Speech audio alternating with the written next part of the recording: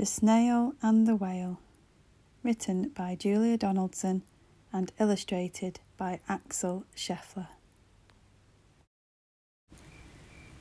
This is a tale of a tiny snail and a great big grey-blue humpback whale. This is a rock as black as soot, and this is a snail with an itchy foot. The sea snail slithered all over the rock and gazed at the sea and the ships in the dock. And as she gazed, she sniffed and sighed. The sea is deep and the world is wide. How I long to sail, said the tiny snail. These are the other snails in the flock, who all stuck tight to the smooth black rock, and said to the snail with the itchy foot, "Be quiet, don't wriggle, sit still, stay put."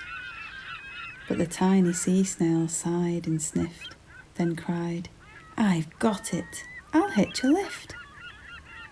This is the trail of the tiny snail, a silvery trail that looped and curled and said, "Lift wanted around the world."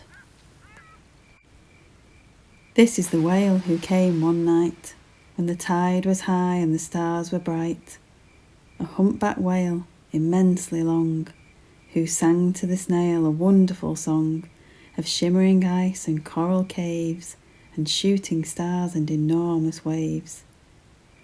And this is the tale of the humpback whale. He held it out of the starlit sea and said to the snail, "Come sail with me."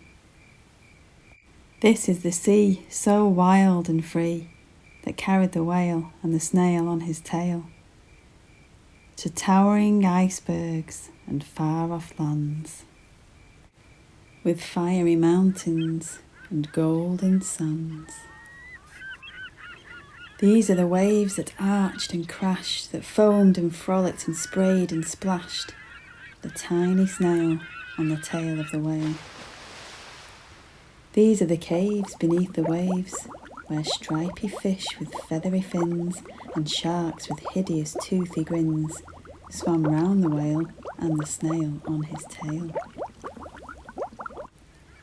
This is the sky so vast and high, sometimes sunny and blue and warm, sometimes filled with a thunderstorm, with zigzag lightning flashing and frightening the tiny snail on the tail of the whale.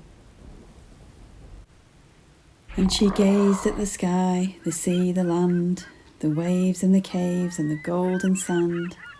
She gazed and gazed, amazed by it all.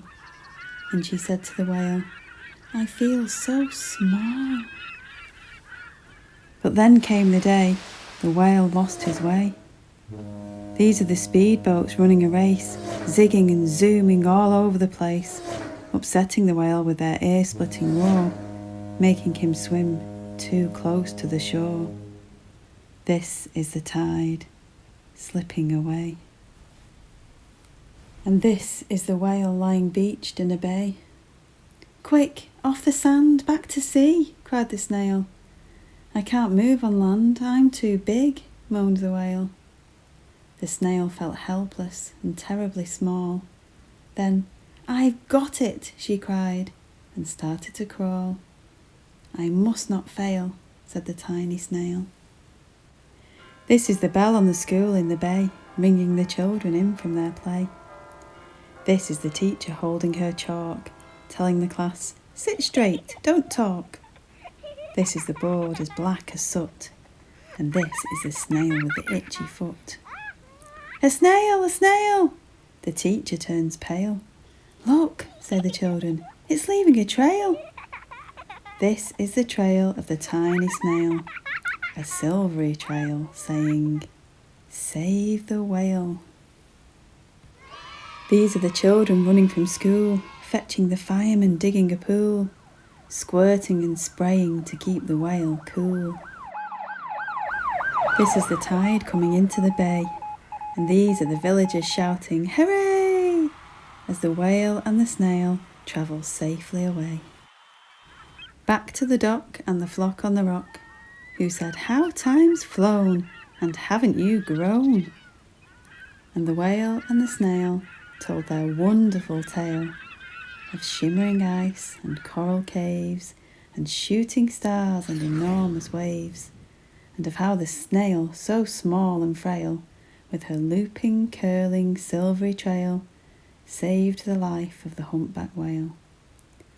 Then the humpback whale held out his tail, and on crawled snail after snail after snail.